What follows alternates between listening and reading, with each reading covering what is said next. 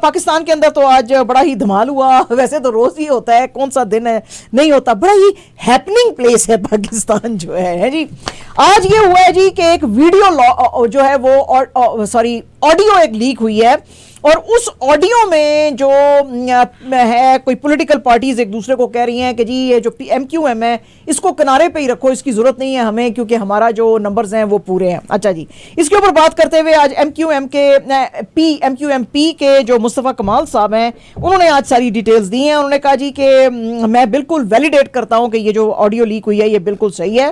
वो कहते हैं जी कि इसकी सारी डिटेल्स मैंने अपनी पार्टी की जो राब्ता कमेटी है उसको भी बता दिया। वो कहते हैं जी हुआ ऐसे था कि MQMP का जो डेलीगेशन था PMLN लीडर से मिलने के लिए गया था, और उन्होंने हमें कहा जी कि आपके बाद अब हमारी मुलाकातें जो हैं वो होंगी PPP के साथ। तो हमने उनसे कहा कि नहीं, हमारी हो चुकी हैं और अब आपके साथ हो रही हैं। तो हमने जब उनसे पूछा कि आप दोनों के बीच में क्या डिस्कशन हुई है, तो उन्होंने कहा कि वो डिस्कशन तो हम नहीं बता सकते हैं, हाँ अलबत्ता PPP ने हमें कहा है कि जी MQMP का जो मैंडेट है वो 100% फेक है, और PPP ने ये भी कहा कि हमारे तो आपके साथ नंबर्स जो हैं वो पूरे हो चुके हैं, तो हमें ज़रूरत नहीं है कि हम MQMP को साथ में मिलाएं। तो इसके ऊपर बात करते हुए मुस्तफ़ा कमाल ने कहा कि ये कोई नई बात नहीं है और इसको ज़्यादा जो है वो उछालने की भी ज़रूरत नहीं है, क्योंकि ये बातें PPP वाले ओपनली TV पे भी कर रहे हैं, हम भी ये बातें ओपनली कर रहे हैं कि PPP का मैंडेट फेक है। लेकिन बस ये न्यूज़ इतनी ही है, इससे ज़्यादा ना इसको बढ़ाएं और ना इसको ज़्यादा आगे लेकर जाएं। PTI ने आज अनाउंस किया है जी कि वो कंट्री वाइड प्रोटेस्ट करेगा ये जो अभी इलेक्शंस के अंदर रिगिंग हुई है अलेजली उसके लिए। और PTI के जो सेक्रेटरी जनरल हैं उमर अयूब ने उन्होंने अनाउंस किया जी कि मेरी मुलाकात इमरान खान के साथ अडियाला जेल में हुई है। उसके बाद ये प्रेस कॉन्फ्रेंस कर रहे थे रावलपिंडी में। उन्होंने कहा ये जो रिगिंग हुई है और जो लोगों का और हमारा मैंडेट चोरी किया है इसके खिलाफ जो है हम आवाज़ उठा रहे हैं। उन्होंने कहा जी कि हमारे पास सारे के सारे फॉर्म 45 हैं, और इमरान खान साहब जो हैं वो बिल्कुल कॉन्फिडेंट हैं कि हमारे पार्टी का स्टांस क्या होना चाहिए। वो कह रहे हैं जी कि हम इनको अपना जो राइट है और नेशन ने जो मैंडेट दिया उसको बचाने के लिए हम कोर्ट्स में भी जाएंगे और असेंबलीज में भी जाएंगे, ताकि चीज़ जो है ये सारी सामने आ सके। इसके अलावा PTI के नॉमिनेटेड आमिर डोगर और जुनेद खान जो हैं उनको for the post of national assembly speaker और डिप्टी स्पीकर अपॉइंट किए, मतलब नॉमिनेट उनको किया गया है। और PTI के जो शेर अफजल मरवत भी हैं वो भी आज अडियाला जेल में मीडिया से बात कर रहे थे। उन्होंने कहा जी कि इमरान खान साहब को हमने सारा कुछ प्रोटेस्ट के बारे में बताया है, जो कि उन्होंने कहा जी कि बिल्कुल आप पीसफुल रखें। उन्होंने कहा जी कि हम वैसे तो जो हमारे मेंबर्स हैं उनको हम कह रहे हैं कि आप ओथ लें असेंबली के अंदर February 29 को जो होगी, लेकिन हम ये जो बहुत सारी सीटें हमसे छीनी हैं उसके ऊपर हम जो है मोर्चा ज़रूर निकालेंगे। इनके साथ साथ ग्रैंड डेमोक्रेटिक जो अलायंस के लीडर्स हैं सफदर अब्बासी, सरदार अब्दुल हलीम, फॉर्मर MPA हुसैन मिर्ज़ा, इन्होंने भी आज कराची प्रेस क्लब के बाहर जो ये रिगिंग हुई है इलेक्शंस में उसके खिलाफ मोर्चा निकाला। उन्होंने कहा जी कि ये जो इस तरह की जो स्टोलन मैंडेट के साथ गवर्नमेंट होती है ये ज़्यादा देर चल नहीं सकती है, हम भी देखेंगे इसको। और हमने इनको कहा था कि हमसे वादा करें कि 3 मिलियन हाउसेज अब बना के देंगे और 300 यूनिट्स तक जो लोग बिजली यूज़ करेंगे उनको फ्री इलेक्ट्रिसिटी दी जाएगी। ये हमारे दोनों मुतालबात नहीं माने हैं, तो इसलिए हम भी जो है इनकी इलीगल गवर्नमेंट को नहीं मानते हैं, अलेजली उन्होंने कहा। प्रेसिडेंट आरिफ अलवी के बारे में हमने कल आपको बताया था कि उन्होंने कहा जी कि नेशनल असेंबली का सेशन जो है अभी नहीं हो सकता है। इसके ऊपर जो है बीबी जरदारी उन्होंने आज कहा जी कि आरिफ अलवी साहब को हम इम्पीच नहीं करना चाहते, हम इनको इलेक्टोरल प्रोसेस के थ्रू निकालना चाहते हैं। आज ये जर्नलिस्ट के साथ इस्लामाबाद में बात कर रहे थे, क्योंकि ये हियरिंग के लिए आए थे जुल्फकार अली भुट्टो की जो डेथ सेंटेंस का रेफरेंस है उस सिलसिले में। उन्होंने कहा जी कि प्रेसिडेंट साहब जो हैं उनके ऊपर डिफरेंट केसेस लगाए जा सकते हैं जो कि इन्होंने काम किए हैं अगेंस्ट कॉन्स्टिट्यूशन। नंबर 1 ये कि इन्होंने नेशनल असेंबली को डिसॉल्व किया जब नो कॉन्फिडेंस मूव आया। नंबर 2 इन्होंने अभी तक जो है नेशनल असेंबली का सेशन नहीं बुलाया है, जो कि कॉन्स्टिट्यूशन की रिक्वायरमेंट है।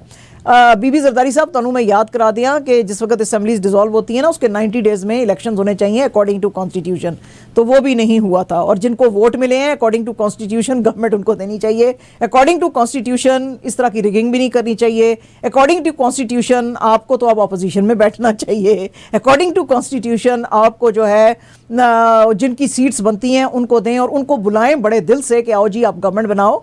तो ये सारा कुछ आप कॉन्स्टिट्यूशन के खिलाफ कर रहे हो, लेकिन इधर आपको कॉन्स्टिट्यूशन याद आ जाता है। अच्छा जी, बहरहाल तो उन्होंने कहा जी कि उनसे पूछा गया बिलावल बीबी जरदारी साहब से कि जनाब आप बताएं कि आप अपोजिशन में बैठेंगे या गवर्नमेंट में आप नहीं बैठेंगे। उन्होंने कहा जी कि अगर हम गवर्नमेंट के साथ हाथ ना मिलाते तो लोगों के प्रॉब्लम्स जो है वो सॉल्व नहीं हो सकते थे। वाह वाह, क्या बात है, लोगों की प्रॉब्लम्स की आपको कितनी फिक्र है बीबी जरदारी। अपने लड़काना में जरा नजर डाल लो, पूरे पाकिस्तान की आप छोड़ो फिक्र करना, आप सिर्फ लड़काना की हालत देखो जाके। एक पिट होल जो है ना वो भी उससे शायद बेटर होएगा जिस तरह का आपका लड़काना है, जहां से कि आपके नाना जी, आपकी वालदा, आपके वालिद और अब आप भी तैयार बैठे हो प्राइम मिनिस्टर बनने के लिए। हालत देखो लड़काना की। पाकिस्तान में शायद ही कोई इतना थर्ड क्लास और गरीब इलाका होएगा जैसा कि आपका लड़काना है। बहरहाल जी वो कहते हैं जी लोगों की प्रॉब्लम्स जो है वो हम सॉल्व करना चाहते हैं। फिर उन्होंने कहा जी मैं बड़ा थैंक यू बोलता हूँ सुन्नी इत्तेहाद काउंसिल को और पीटीआई को कि उन्होंने इजाजत दी हमें कि शहबाज शरीफ साहब को प्राइम मिनिस्टर बनाया जाए। पाया अभी तो केसेस चल रहे हैं अदालत में, तो आपने वैसे ही अनाउंस कर दिया, अब आपने अगर ये आप कॉन्स्टिट्यूशन के मुताबिक चल रहे हैं। वाह जी वाह, क्या बात है। अच्छा जी, फिर उन्होंने कहा जी कि प्रोविंशियल गवर्नर्स को कैसे नॉमिनेट आप करेंगे। तो उन्होंने कहा जी कि मेरे वालिद साहब आसिफ अली जरदारी जो कि पाकिस्तान के सबसे बड़े दानश्वर हैं माशाल्लाह, वो जो हैं नाम देंगे इनके प्रोविंशियल गवर्नर्स के। इसके अलावा जनाब एक प्रेस कॉन्फ्रेंस इस्लामाबाद में इसहाक डार साहब ने भी किया। उन्होंने भी जो प्रेसिडेंट अलवी साहब हैं उनको कहा जी कि ये इन्होंने वायलेशन की है कॉन्स्टिट्यूशन की, और नेशनल असेंबली जो है उसका तो जो सेशन है वो with in 21 days of national election जो होता है उसमें बुलाना चाहिए, जो कि उन्होंने नहीं बुला रहे। और अगर ये बुलाना चाहते हैं तो ये फरवरी 26, 27 और 28 को ये सेशन बुला सकते हैं। हुण इसहाक डार साहब ਨੂੰ भी कॉन्स्टिट्यूशन याद आ गया है। भाएं तुसी जड़ियां लोगों ਨੂੰ मार के सीटां लईयां सारियां कोलों, ਉਹ कॉन्स्टिट्यूशन के मुताबिक है इसहाक डार साहब ते उसका जवाब दो। यानी कि इस मुल्क में वैसे हम इधर बेचारे वैसे राणा सनाउल्लाह को माजिद भाई कितना खींचते थे, बट आई मस्ट से कि पाकिस्तान में एटलीस्ट कितने करोड़ की आबादी है? 20 करोड़ की माजिद भाई, 22 करोड़ की आबादी है ना। 22 करोड़ में एटलीस्ट 3 मर्द तो जरूर हैं जी। एक जो है वो मौलाना नईम JUI के हैं, एक राणा वैसे सनाउल्लाह, एक साद रफीक, जो जिनको कहा गया कि भाई आपको हम जिता रहे हैं, उन्होंने कहा जी नहीं हम नहीं जीते, पीटीआई वाले जीते हैं, और उन्होंने उनको जो है मुबारकबाद दी। तो एटलीस्ट 3 तो मर्द के बच्चे हैं इस मुल्क में। क्या बात है, 22 करोड़ की आबादी में 3 मर्द के बच्चे हैं। वाह वाह वाह, ना दिल खुश किया। अच्छा जी आगे चलो। अच्छा जनाब इमरान खान साहब जो हैं उन्होंने आरिफ अलवी साहब ने जो डिसीजन लिया है कि जी नेशनल असेंबली का सेशन नहीं बुलाया जाएगा जब तक कि पूरी सीटें जो हैं लोगों को एलोकेट नहीं कर दी जाती, उसको इमरान खान ने बड़ा एंडोर्स किया। आज अडयाला जेल रावलपिंडी में जर्नलिस्टों के साथ बात कर रहे थे। उन्होंने कहा जी कि पीटीआई जनरल इलेक्शंस जीती है और ये मैंडेट जो था पीटीआई का था, नवंबर 9 जो था उसको यूज किया गया पीटीआई को खत्म करने के लिए, लेकिन इतनी बड़ी पार्टी को आप खत्म नहीं कर सकते हैं। आपने जो ऑपरेशन किया उसकी वजह से ये पार्टी और स्ट्रांग होकर सामने आई। उन्होंने कहा जी लेटर जो हम IMF को, मैं तो लिख नहीं सकता हूं क्योंकि मुझे तो पेन और कागज तक भी नहीं दिया गया और इसको ट्रीजन कहा जा रहा है।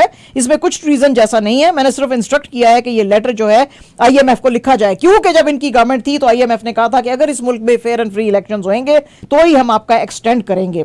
तो कहते हैं जी मैं उनको बस याद कराना चाहता हूं, सिर्फ उनको याद कराना चाहता हूं कि ये मेरे साथ उन्होंने वादा किया था। तो वो कहते हैं लेकिन ये वादा मैं अकेला नहीं ले सकता, मेरे साथ इस वक्त तक पार्टी जो लीडर्स हैं उनको मिलने नहीं दिया जा रहा। वो जब मेरे साथ पार्टी लीडर्स मिलेंगे मैं उनके साथ कंसल्टेशन करूंगा और फिर हम ये लेटर लिखेंगे। और हम जो हैं बिल्कुल ये नहीं चाहते हैं कि जो है यहाँ पे इकोनॉमिक किसी तरह की कोई इंस्टेबिलिटी आए। ये लेटर जो है ये उनके वादे को याद कराना है और मुल्क की और पॉलिटिकल और इकोनॉमिक स्टेबिलिटी के लिए ज़रूरी है कि हम राइट फैसले जो हैं वो करें। इमरान खान साहब और उनकी बेगम जो है बुशरा बीबी साहिबा को, उनको जी नैब की अदालत ने आज इंडाइट किया है इन 190 मिलियन पाउंड सेटलमेंट केस जो कि रिलेटेड था अल कादर यूनिवर्सिटी ट्रस्ट के साथ। तो आज दोनों ही ये जो है कोर्ट रूम में मौजूद थे। सरदार मुजफ्फर अब्बासी नैब के जो डिप्टी प्रोसिक्यूटर हैं वो भी यहाँ पे थे। राणा नासिर जावेद राणा जो थे उन्होंने ये पढ़ के इनको इंडाइटमेंट सुनाई और उन्होंने कहा जी कि ये जो सैकड़ों रुपए कनाल की जो ज़मीन थी ये आपने ले ली और नेशनल एक्सचेकर को बड़ा जो है नुकसान उससे पहुंचा है। इसमें 58 विटनेसेस के भी स्टेटमेंट्स रिकॉर्ड किए जाएंगे। जज साहब ने पूछा इमरान खान साहब को कि क्या ये चार्जेस जो हैं इसमें आप गिल्टी हैं। इमरान खान साहब ने कहा और आप ये क्या ये इंडाइटमेंट पढ़ना चाहते हैं। इमरान खान साहब ने कहा जी मुझे पढ़ने की जरूरत नहीं है, मुझे पता है आपने उसके अंदर क्या लिखा हुआ है। और फिर इन्होंने और इनकी बीवी ने ये चार्जेस जो हैं इनको डिनाई किए। मुझे समझ नहीं आ रही मजद भाई जरा समझाएं मुझे, मेरी नाकस अकल में समझ नहीं आ रही कि ये जमीन इन्होंने कैसे कब्जा की हुई है, क्योंकि उसके ऊपर तो अल कादर ट्रस्ट बना हुआ है हैं जी, और वो जो ट्रस्ट है उसके अंदर वो चल रहा है, उसके अंदर बच्चे पढ़ रहे हैं, तो इन्होंने कैसे वो जमीन चोरी की हुई है? वो ओरिजिनल बात कर रहे हैं, जब चोरी की थी, जब किया था ना उस वक्त की बात है ये। अच्छा, अभी की बात नहीं है, अभी देर हो गई है, अभी देर हो गई। अच्छा अच्छा अच्छा, ठीक है। लेकिन अगर इन्होंने चोरी किया तो फिर इनके कब्जे में होनी चाहिए थी ना। उसके ऊपर यूनिवर्सिटी कैसे बनी हुई है, उसके ऊपर ट्रस्ट कैसे बना हुआ है, उसमें लोग कैसे पढ़ रहे हैं और फ्री पढ़ रहे हैं, कैसे पढ़ रहे हैं भाई? तो वो तो पैसा तो उधर आ नहीं रहा है, तो पैसे फिर ये कैसे बना रहे हैं? अच्छा चलो ठीक है, ओके, गल नहीं। अच्छा जी, आपके जो है फेवरेट पॉलिटिशियन मौलाना फजलुर रहमान साहब, मौलाना फजलुर रहमान साहब जो हैं वो भी आज उन्होंने भी एक प्रेस कॉन्फ्रेंस की अपने पार्टी लीडर्स के साथ पेशावर में, और उन्होंने कहा, अकॉर्डिंग टू जियो न्यूज़ जो है हम जो सुन रहे थे आज, उसके मुताबिक उन्होंने कहा जी कि ये जो फाउंडेशन है 2024 के इलेक्शंस के बाद ये बहुत ही वीक है और इस तरह की जो पार्टी है वो अपना जो है मैंडेट पूरा नहीं कर सकेगी, ये चला नहीं सकेगी। वो कहते हैं जी मुझे पता चला है कि JUIF को के लिए ये डायरेक्टिव्स दिए गए थे कि इनको असेंबलीज के अंदर नहीं बिठाना है, मैस रिगिंग की गई है मुल्क के अंदर, और जो आज इस गवर्नमेंट के साथ लग के बैठे हुए हैं वो कल रोएंगे। और मुझे पता है कि ये जो रिप्रेजेंटेटिव्स हैं एस्टैब्लिशमेंट के, इनको पता होना चाहिए कि ये इस तरह की चीज़ें जो है ज़्यादातर चलती नहीं है, पार्लियामेंट्री सिस्टम जो है उसको नुकसान पहुंचेगा। और उन्होंने कहा जी कि जो लोग जो कैंडिडेट्स विन किए हैं, खासतौर पे जो PTI जो इमरान खान की पार्टी है, जो कहती है हमको मेजॉरिटी सीट्स मिली हैं, अगर उन्होंने विन किया है तो उनको उनकी सीट्स जो हैं वो देनी चाहिए। इमरान खान का जो लेटर वो लिखने वाले हैं IMF को, उसके बारे में बात करते हुए उन्होंने कहा जी कि किसी भी फॉरेन अदारे को कोई भी लेटर नहीं लिखना चाहिए, क्योंकि ये जो है ये किसी भी मुल्क के इंटरनल अफेयर्स में इंटरफेरेंस समझी जाती है। तो पायन फिर आपने बेनज़ीर भुट्टो को क्यों नहीं मना किया जब 2007 में उसने लेटर लिखा था IMF को? हैं पायन, उस वेले ते तुसी माशाल्लाह गुडीज एंजॉय करना चाहते हो, हैं जी? अच्छा जी, आगे चलने हैं। अच्छा जनाब, इंडियन गवर्नमेंट जो है उसने आज जम्मू एंड कश्मीर की जमात इस्लामी जो है उसको 5 और साल के लिए बैन कर दिया है। इसकी जो इतला है वो union home minister Amit Shah साहब ने दी है। उन्होंने कहा जी कि इस जमात की बहुत ही एंटी स्टेट एक्टिविटीज हैं जिसकी के वजह से हिंदुस्तान की सिक्योरिटी, इंटेग्रिटी और सॉवरेनिटी जो है वो अंडरमाइन ये लोग करते हैं, और हम किसी को भी इजाजत नहीं देंगे कि वो इस तरह का काम करें। एक्स के ऊपर बात करते हुए उन्होंने कहा जी कि मोदी जी की जीरो टॉलरेंस है अगेंस्ट टेररिज्म एंड सेपरेटिज्म, और हम उन तमाम ऑर्गेनाइजेशंस को बैन करेंगे जो कि मुल्क के खिलाफ काम करेंगे। उन्होंने कहा जी कि हमने ऑलरेडी ही इनको 2019 में ही डिक्लेयर किया था अनलॉफुल एसोसिएशन, और उसके लिए जो है हम इनको बिल्कुल इस तरह का काम करने नहीं देंगे। लेकिन जो जर्नलिस्ट हैं जो इन चीज़ों को कवर करना चाहते हैं जनाब, सख्तियां तो उनके ऊपर भी बड़ी हैं।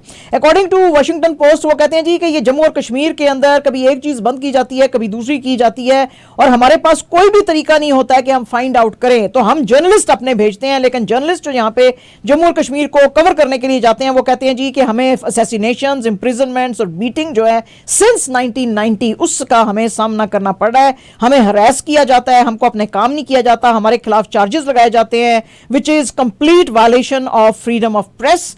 लेकिन इस एनवायरनमेंट में फ्री रिपोर्टिंग जो है वो करना बहुत ही ज्यादा मुश्किल है। ते पायन की चल रहे हैं, पायन what is going on in your country? ठीक है जी, लाइक जस्ट लाइक पाकिस्तान, क्यों? अच्छा जनाब, राहुल गांधी ने आज यूपी के अंदर एक रैली से बात कर रहे थे, और उन्होंने आज दलित जो लोग थे या कि लोअर कास्ट के लोग थे, उन्होंने कहा कि तुम सो क्यों रहे हो, तुम लोग जाग क्यों नहीं रहे हो? क्योंकि हिंदुस्तान के अंदर जो 200 टॉप कंपनीज हैं, क्या उसमें तुम्हारा हिस्सा है? क्या तुम लोग जुडिशरी में बैठे हो? क्या तुम लोग मीडिया में बैठे हो? क्या जो सिविल सर्वेंट क्लास है जो कि इस मुल्क को रन कर रही है, क्या तुम उसमें बैठे हुए हो? तुम लोगों को बेवकूफ बनाया जा रहा है। ये सारे इंस्टीट्यूशन जो हैं तुम्हें पागल बना रहे हैं। इस मुल्क की जो पॉपुलेशन है उसका 73% जो है वो लोअर कास्ट है, लेकिन तुम लोग कहीं पे भी नजर नहीं आते हो, तुम लोग डिसीजन मेकिंग में नजर नहीं आते हो। अपने एक्स पे बात करते हुए उन्होंने कहा जी कि मोदी जी की गवर्नमेंट जो है वो इंडिया के फ्यूचर की दुश्मन है। स्टूडेंट्स को ही देखो उनके साथ क्या कर रही है, कभी वो बेचारे फ्रस्ट्रेट हो रहे हैं, उनको रिक्रूटमेंट नहीं मिल रही, कभी उनका पेपर लीक हो रहा है, कभी वो जी कोर्ट्स को विजिट कर रहे हैं, उनके ऊपर जो चार्जेस लगाए जा रहे हैं, कभी उनके ऊपर लाठी चार्ज किया जा रहा है जब वो गवर्नमेंट के अगेंस्ट बोल रहे हैं। बीजेपी की गवर्नमेंट बुरी तरह से फेल हो चुकी है, कोई काम तो ढंग का कर नहीं रही है, ना तो पुलिस को एक रिक्रूटमेंट दे रही है, ना नौजवानों को, ना रेलवे के कोई मसले सीधे कर रही है, ना तो मिलिट्री के मसले कोई सीधे कर रही है, और अपना सारा गुस्सा जो है वो यूथ पे निकालती है। तो आज जनाब इन्होंने बड़ी धुआंधार किस्म की जो है वो स्पीच की, स्पीच, ठीक है जी। और जनाब पंजाबी सिंगर सिद्धू मूसेवाला जिनकी डेथ हो गई थी, जिनको मर्डर कर दिया गया था अनफॉर्चुनेटली मई 2022 में। आपको पता ही है कि अपने माँ बाप के वो वाहिद बच्चे थे, लेकिन अब न्यूज आई है कि उनकी जो वालदा हैं चरण सिंह साहिबा, उन्होंने IVF ट्रीटमेंट कराया है और उसकी वजह से उनका दूसरा बच्चा आने वाला है और ये बच्चा जो है ड्यू है मार्च में, यानी कि नेक्स्ट मंथ में।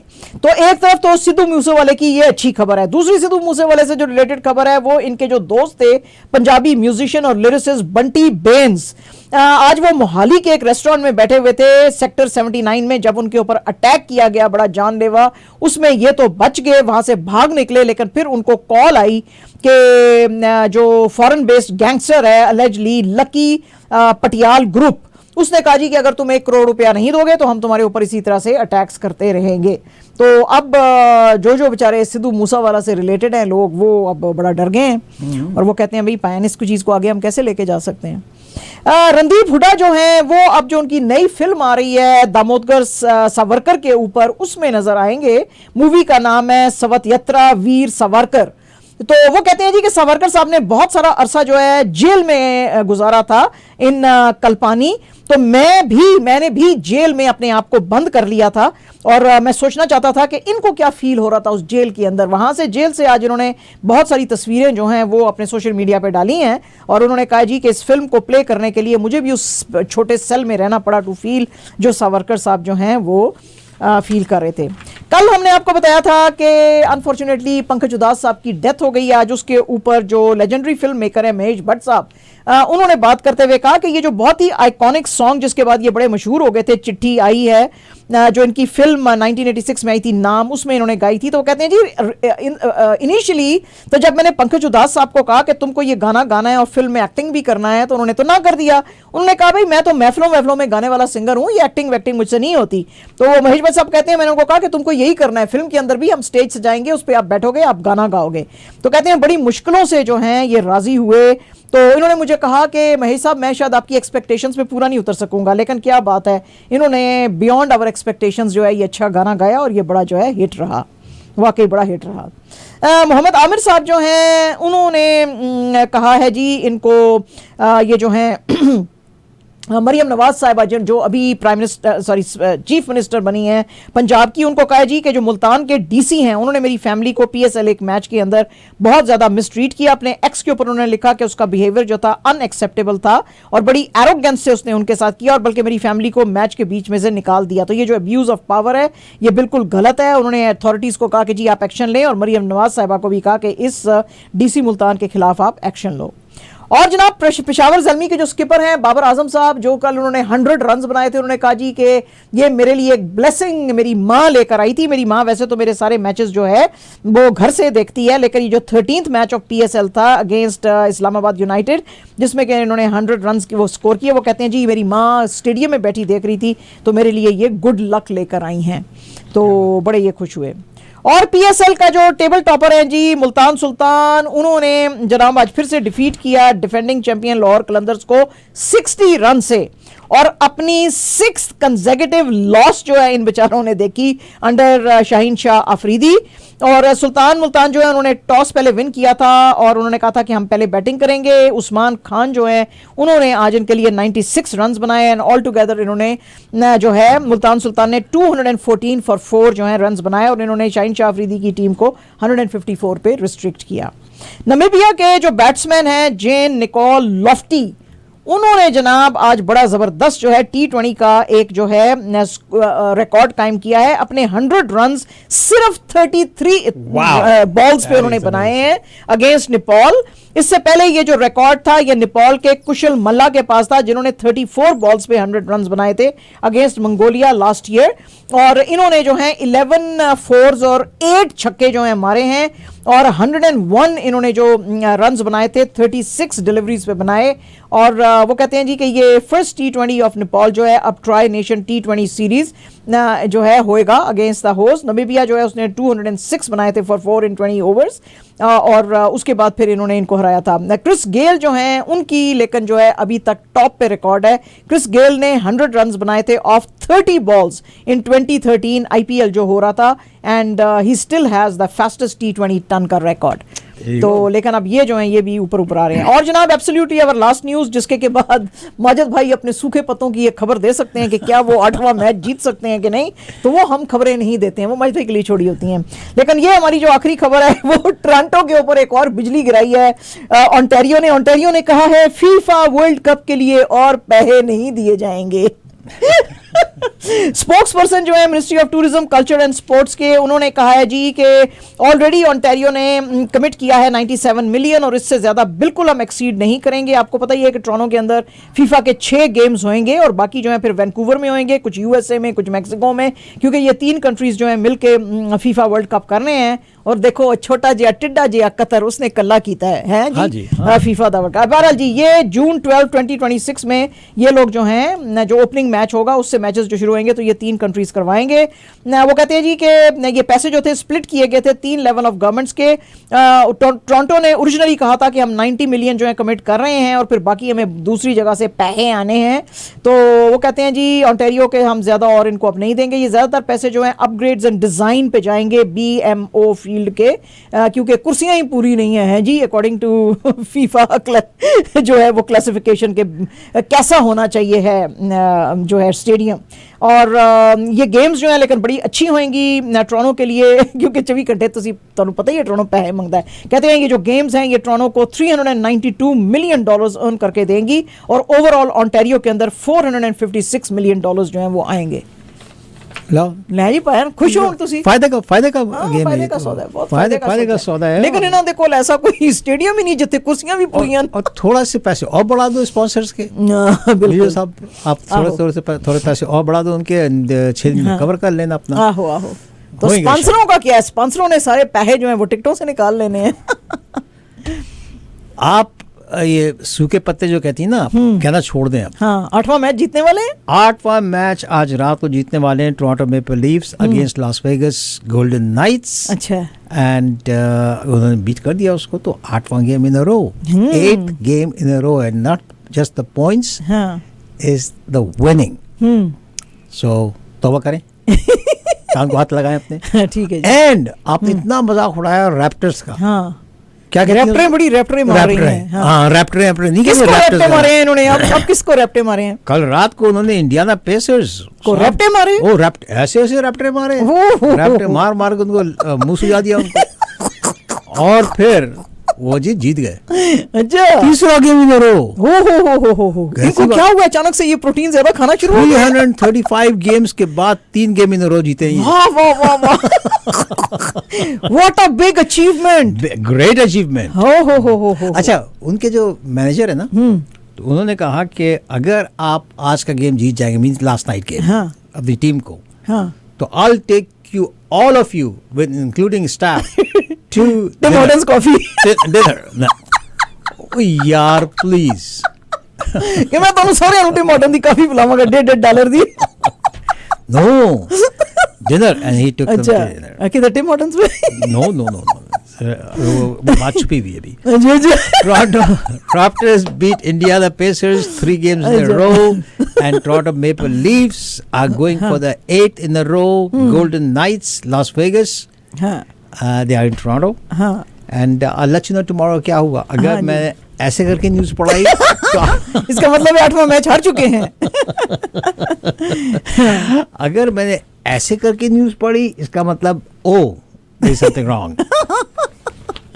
ठीक है जी, चलो जी ये थी हमारी खबरें। 7 बजे गेम है हमारा Toronto Maple Leafs and Las Vegas Knights. और नाइट ही आ जाते चंगा। But they are Golden Knights. हाँ गोल्डन नाइट्स। ठीक है जी, ओके। ये हमारे आज की खबरें। शादी जी थैंक यू सो मच।